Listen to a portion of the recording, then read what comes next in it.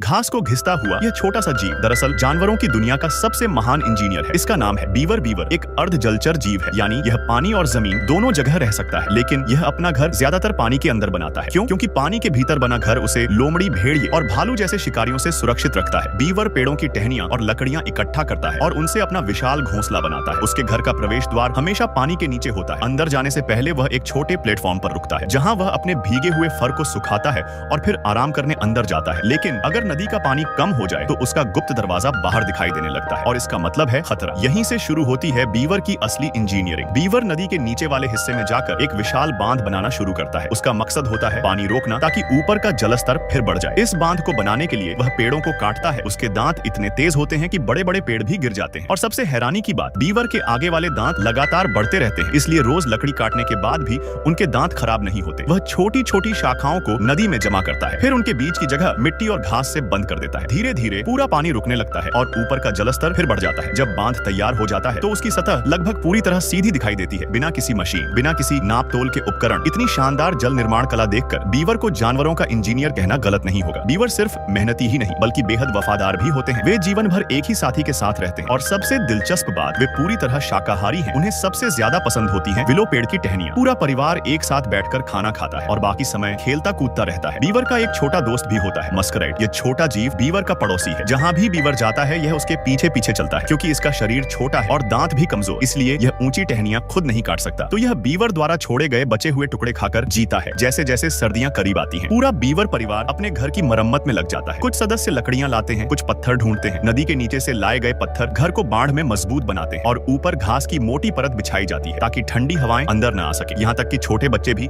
अपने अपने तरीके से मदद करते हैं, क्योंकि बीवर जानते हैं सर्दियां आने से पहले जितना हो सके उतना भोजन और सामग्री जमा करनी होगी। और जब सारी तैयारी पूरी हो जाती है तो पूरा परिवार अपने गर्म और सुरक्षित घर में लौट आता है और फिर बर्फीली दुनिया के बीच आराम से सर्दियां बिताता है।